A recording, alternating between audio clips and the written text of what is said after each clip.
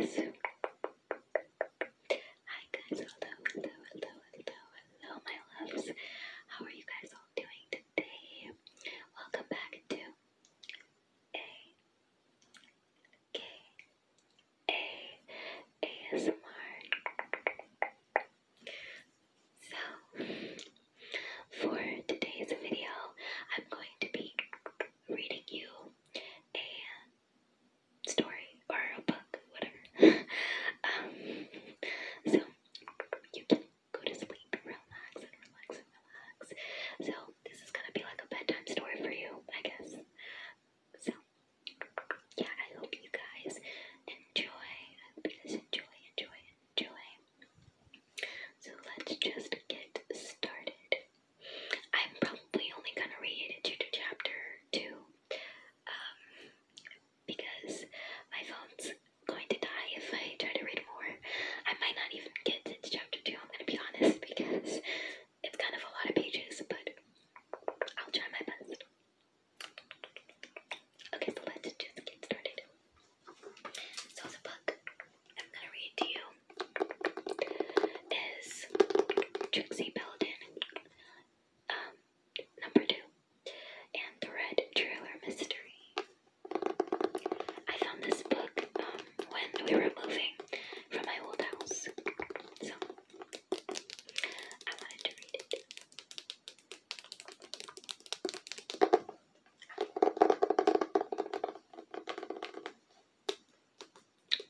Oh, do you guys like my new glasses? Wait, did I have them on in my last video? I can't remember, but yeah. Let's just get started. So here's this.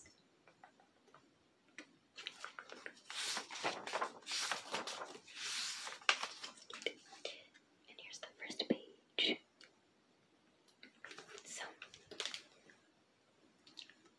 it says chapter 1, a search begins. My leg hurts. Okay. So Trixie saw her father's car turn into the driveway from Glen Road, and she raced out of the back door to stop him before he reached the garage. Dad, she shouted, we're going on a trailer trip, Honey Wheeler and I, with her governess, Miss Trask, to try and find Jim Frayne, who has run away again. Mr. Belden stopped the car by the steps leading to the back terrace. He leaned out of the window, smiling, but there was a puzzled frown on his face too. What on earth are you talking about, Trixie? Who was Jim Frayne? Trixie put her arm on the car door. He's old. Mr. Frayne's great-nephew, Dad, she said, remembering that her parents hadn't guessed the secret of the mansion. And now that Mr. Frayne is dead, Jim is his solar. I don't know how to pronounce that. To a fortune of over $500,000. Isn't that wonderful? Mr. Belden nodded. So they found the missing heir at last. When I left to drive your mother and Bobby to the seashore, they were still looking for the widow and her son. Jim's mother is dead, Dad, Trixie said, and he ran away from his stepfather who beats him and makes him work on his farm for nothing. And Honey and I found him, Trixie went on excitedly. Oh, and brought him food while he was hiding in the mansion, but now he's run away again. And oh, Dad, I forgot to tell you, the old mansion burned to the ground last night. Mr. Belden glanced up at the ruins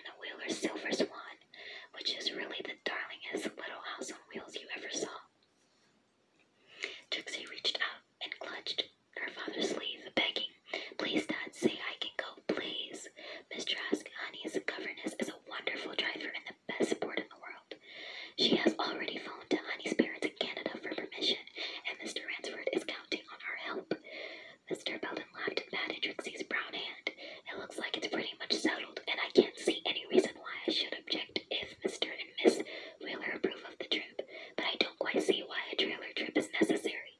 Couldn't Mr. Ransford advertise in the papers for Jim and put detective on his trail? It seems to me. Oh, Dad. Oh, no, Dad. Trixie put in quickly. That would ruin everything. Jonesy's Jim. Okay. Jim's stepfather, is his legal guardian, and Jim has made up his mind and that he will never go back and live with him. Jonesy thinks Jim died in the fire last night. That's what the morning paper said, so now he has stopped looking for him. Jonesy doesn't care about anything about Jim, Dad. He just wants to get control of the frame money. If anything appears in the papers about Jim being still alive, Jonesy will start looking for him again, and then Jim will run away and hide somewhere so we'll never find him. I'm beginning to understand something of what you're saying, Mr. Belton smiled. But if Jim's stepfather is as cruel as you claim he is, why can't Mr. Ransford take the matter to court and have another guardian appointed? He's working on that now, Dad, Trixie said. He's even got written proof from Jonesy's neighbors and everything. But the point is, we've got to find Jim first and tell him all that before Jonesy even guesses that Jim isn't dead. Trixie hugged her knees, rocking back and forth. Oh, Dad, Jim is really the most wonderful boy I ever knew. His ambition in life is to own and run a camp for orphan boys so they can learn how to be good at sports and how to get along in the woods at the same time that they have school lessons. So that's why we feel sure he's trying. He's trying now to get a job at one of those 3 big camps upstate. He could be a junior counselor like Brian and Mart, or junior athletic instructor, because he's very good at everything. And although he's only 15, he did 2 years of high school and won a scholarship to college. Trixie stopped, completely out of breath. He sounds like a great lad, her father said, laughing, but he's not going to have an easy time getting a job without written permission from his parents or guardian. I wrote several letters and had personal interviews with the operators of the camp where your brothers now have junior counselor jobs. I know, Trixie admitted, and that's why we have to start right away to find him. Oh, he told Honey and me that if he didn't get a job at one of those 3 big camps, he'd ship aboard a cattle boat and go to Europe, and then we'd never find him. Well then, Mr. Belden said finally, it seems to me that Mr. Ransford should put detectives on the case immediately. Oh, don't you see, Dad? Trixie moaned. If Jim suspects detectives are trying to find him, he'll think for sure Jonesy hired them and he'll leave the country right away. But if he hears that 2 girls are looking for him, he won't be worried at all because he trusts Honey and me. Please, Dad, she begged. We want to start tomorrow early. Please say I may go. Mr. Belton stood up. You have my permission, Trixie. How long do you plan to be gone? Less than a week, Dad. Trixie followed her father into the house. Shall I telephone Mother and see if she thinks it's all right?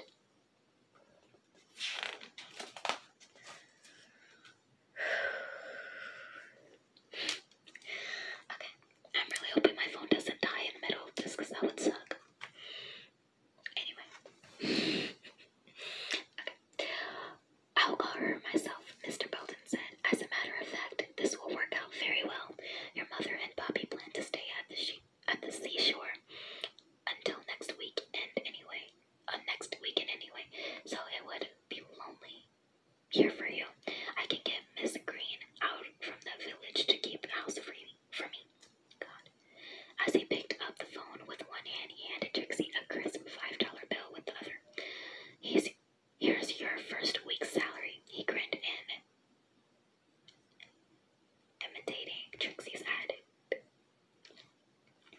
Boy, oh boy, will you have a lot of weeding to do when you get back. Thanks, Dad, Trixie laughed. I'll go over every inch of the garden with eyebrow tweezers. Her father returned. I'm just gonna skip over that. Run along now and start packing if you want to leave early in the morning. Trixie was yanking clothes out of her bureau drawers when her father called up the stair. Well, that he had received her mother's approval of the plan. Leaving everything helter-skelter, she raced out of the house and up to the Wheeler estate.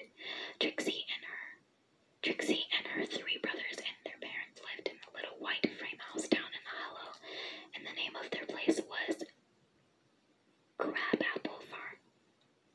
Recently, the luxurious manor house with its stables and lake and acres of rolling green lawn up the western hill had been purchased by the Wheeler family from New York.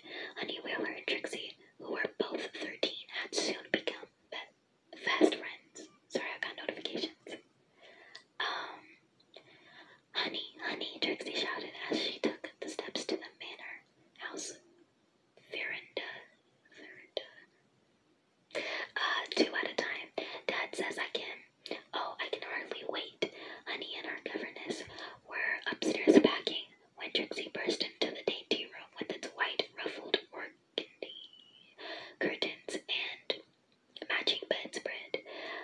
Miss Trask, an athletic-looking middle-aged woman, pushed back a strand of her short gray hair and smiled at Trixie. I'm so glad it's all settled, she said. I was so sure your parents would approve that I sent Reagan to the village for supplies. I want you girls to do most of the cooking on this trip. There's quite an efficient little kitchenette on the Silver Swan, and some of the trailer camps we may want to stop at along the way have water and electrical connections. I think it would be good for you and lots of fun to keep house while we're searching for Jim. Wonderful, Trixie cried enthusiastically. Actually, Trixie hated housework, but cooking in a trailer sounded like a camping out. I've always wanted to fool around in a kitchen.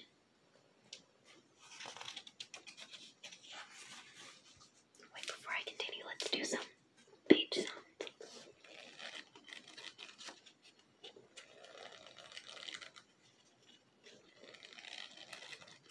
Can you hear that?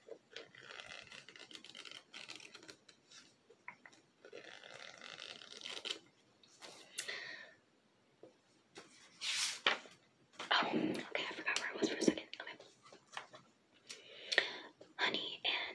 Honey said wistfully, but none of our cooks would ever let me touch anything. Well, Miss Trask said briskly, I think every girl, no matter what her position, should learn how to cook and keep house. And I also think that girls as well as boys should learn how to take care of themselves in the woods. I've packed a book with simple menus for both indoor and outdoor cooking. Some of the recipes sound delicious. I can cook, Trixie said proudly.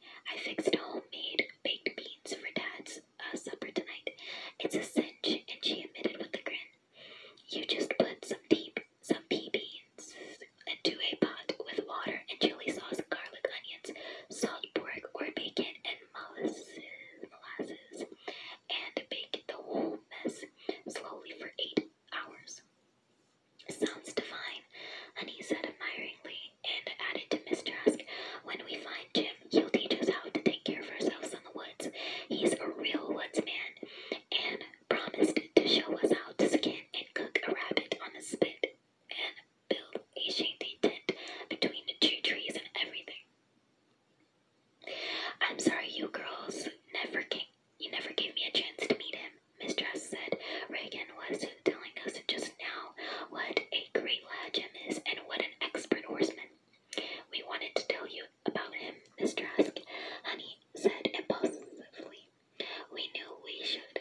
We knew we could trust you, but we were pretty sure you'd feel he ought to go back to his guardian. Honey pushing back her bangs and tossing her shoulder-length, wavy, light brown hair turned to Trixie.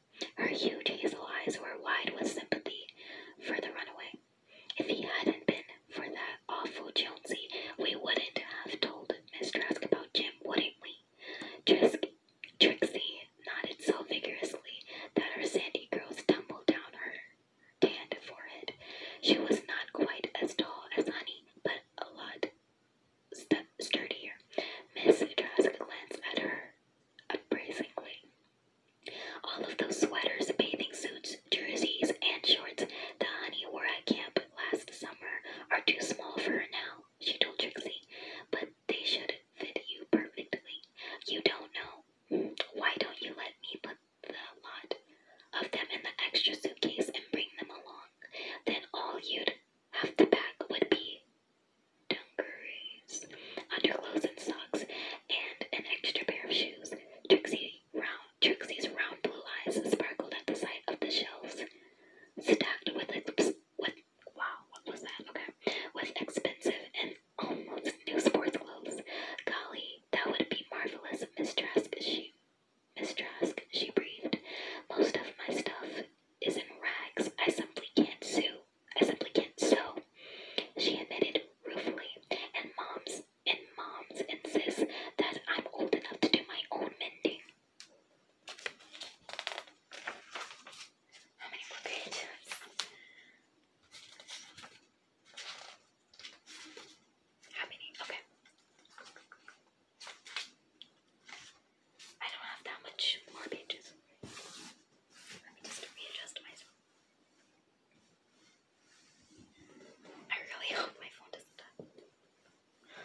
Okay.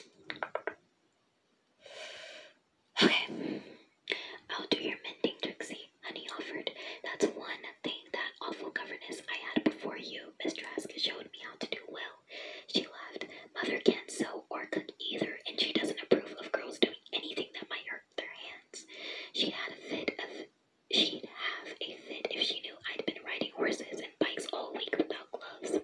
It's always made Trixie feel depressed to think about Honey's beautiful but spoiled mother, so she quickly changed the subject.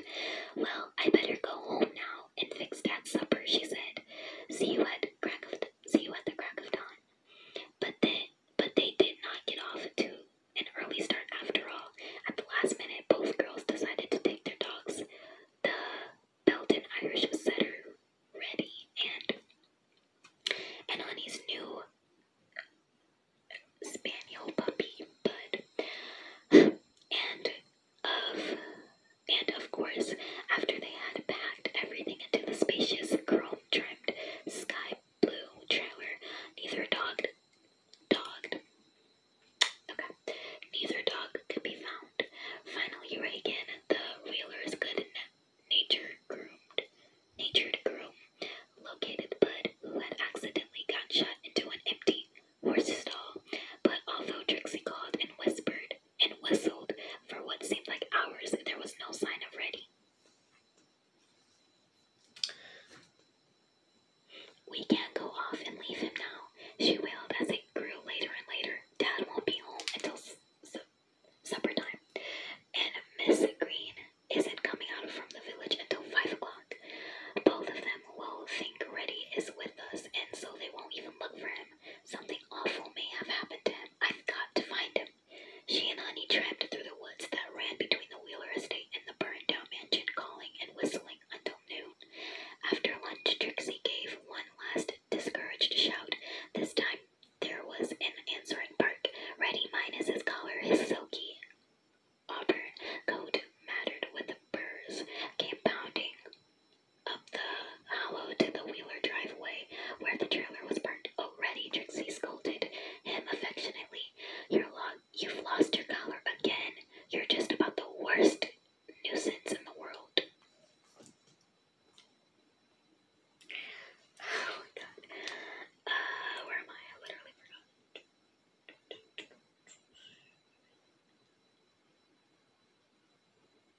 Oh, okay, found it.